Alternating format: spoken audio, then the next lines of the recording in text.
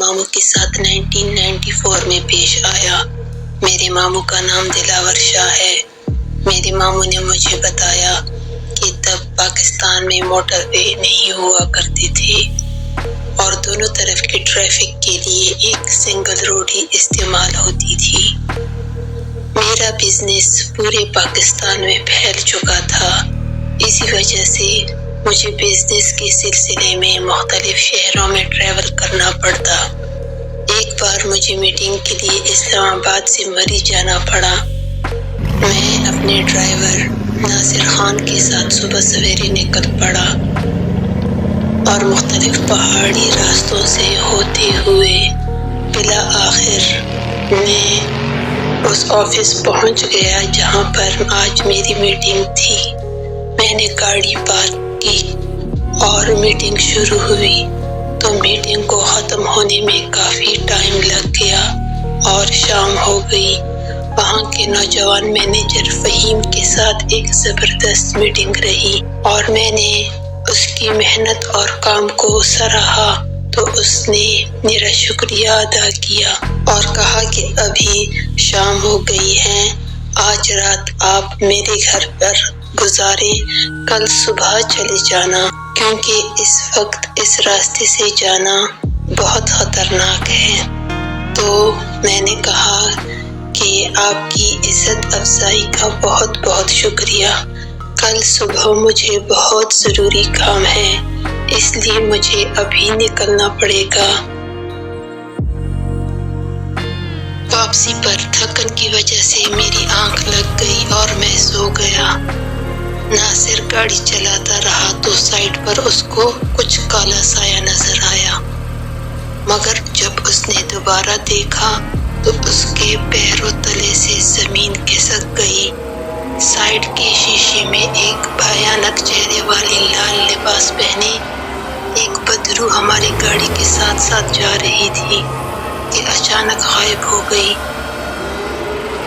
جیسے ہی ناصر نے سامنے دیکھا تو وہ بدرو گاڑی کے سامنے آ گئی اور ناصر نے زوردار بریک لگائی تو میری آنکھ کھل گئی تو میں نے دیکھا کہ ناصر پسینے میں بھیگا ہوا ہے۔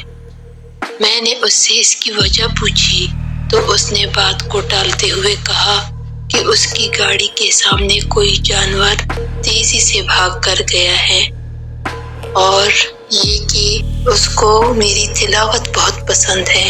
تو میں نے کہا کہ میرے پاس دعاؤں کی کتاب ہے، میں اس میں سے دعائیں پڑھتا ہوں۔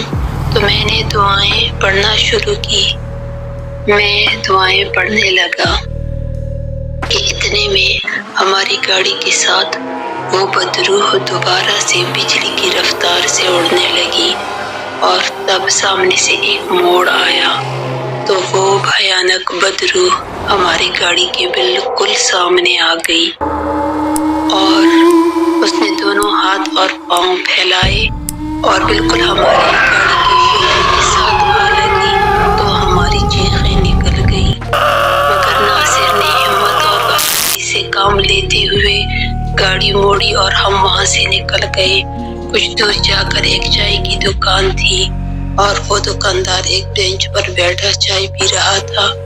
ہم وہاں گئے تو اس نے ہمیں تعجب سے دیکھا اور کہا کہ اس وقت اس روڈ سے وہ ہماری حالت دیکھ کر جان گیا تھا کہ کچھ تو ہوا ہے۔ اس نے کہا کہ وہ میری دکان پر آ کر چائے پی لیں تو میں نے اس کا شکریہ ادا کیا اور کہا کہ آپ جائیں ہم آتے ہیں۔ میں نے ناصر سے کہا کہ چائے پی کر تازہ دم ہو جائیں گے اور پھر دوبارہ سفر شروع کریں گے تو ہم دکان کی طرف چل پڑے اور وہاں بڑی چارپائیوں پر جا کر بیٹھ گئے۔ اس دکاندار نے چائے کپ میں ڈالی اور ہماری طرف آیا تو میں نے سارا واقعہ سنایا جو ہمارے ساتھ راستے میں پیش آیا تھا۔ تب اس نے بتایا کہ یہ راستہ قبرستان کو مسمار کر کے بنایا گیا ہے، اس لیے یہاں شام کے بعد کوئی نہیں آتا۔ کیونکہ یہاں شام کے وقت بدروہیں نکلتی ہیں جس نے کئی لوگوں کی جان لے لی ہے، اس لیے شام کے وقت یہاں کوئی گاڑی نہیں آتی۔ اس دکاندار کی بات سن کر تو جیسے ہمارا خون ہی جم گیا ہو۔ شام کے بعد اس روڈ سے تو کیا میں کسی بھی روڈ سے نہیں جاتا تھا اور میں نے رات کو سفر کرنا ہی بند کر دیا۔ اگر آپ کو یہ سٹوری پسند آئی ہو تو میرے چینل ایول سٹوریز کو لائک کریں، سبسکرائب کریں اور بیل آئیکن کو ضرور دبائیں۔